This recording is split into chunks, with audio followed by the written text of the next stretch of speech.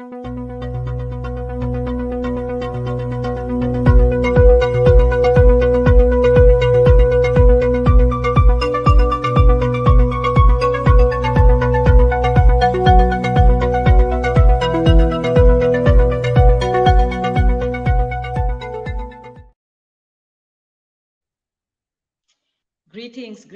and welcome once again on this live digital platform where we discuss matters sexual reproductive health and rights, specifically focusing on adolescents and young people.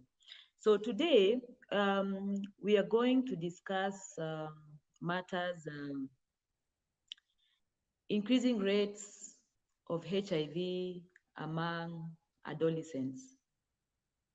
I know this is not a topic that many parents like to talk about, and not many people want to engage in, but it is something that is there, and it is something that needs to be acted on. So data from UNICEF with regard to a research that they carried out on prevalence of HIV indicates among adolescents, indicates that adolescents and young people represent a growing share of people living with HIV worldwide. So in 2021 alone, 410,000 young people between the ages of 10 to 24 were newly infected with HIV. 10 to 24, of whom 160,000 were adolescents between the ages of 10 and 19. To compound this, most recent data indicates that only 25% of adolescent girls and 17% of adolescent boys aged 15 to 19 in East and Southern Africa have been tested for HIV in the past 12 months and received the results of the latest test. So this means that even though there is high rate of increase of HIV infections among adolescents, majority don't go for tests. And you know that if they don't go for tests,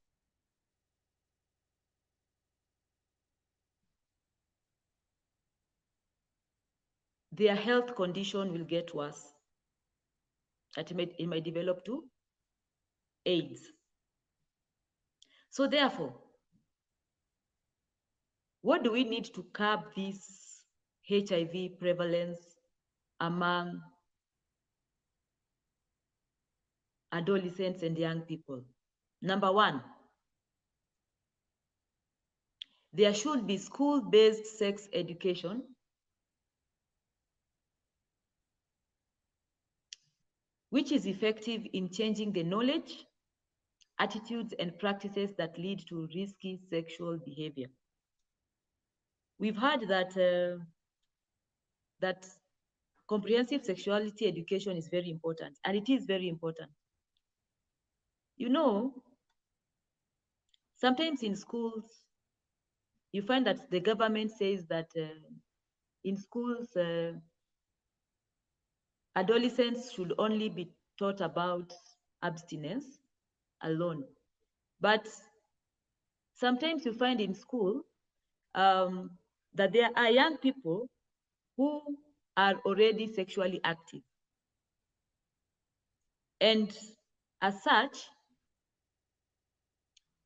through peer pressure, they influence the ones who wanted to abstain to no longer abstain and engage in risky sexual behavior. And that's why it is paramount that We support comprehensive sexuality education in schools, that this subject of even age-appropriate sex should be taught in school, so that the adolescents get to know that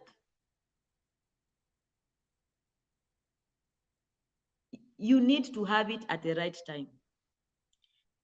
But now let us flip it on the other side. You find that the adolescent has engaged in risky sexual behavior, and this maybe was fueled because they didn't have information on how to prevent themselves from being infected by HIV. So therefore, this calls to action that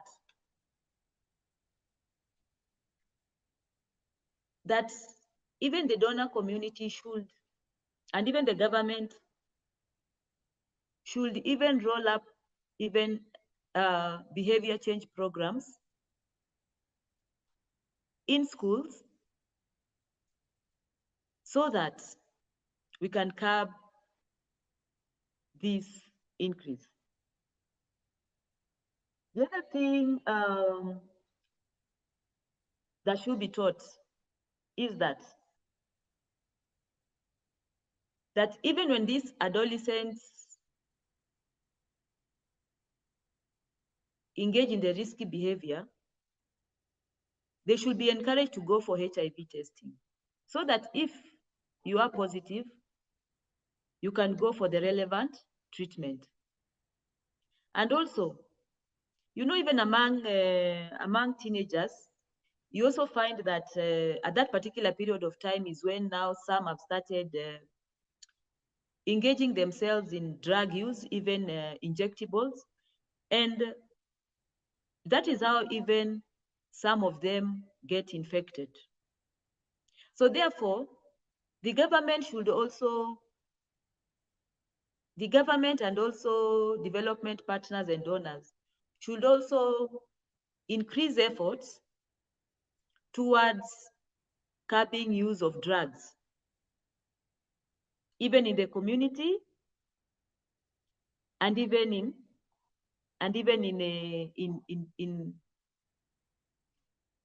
in schools, because you find that some of these teenagers, they usually sneak in those particular injectables in schools. And also you also find that sometimes parents are not active. They are not active in the sense that they follow up on what their kids are doing every day, or even educating them even on matters sex. So they leave everything for the teachers in school.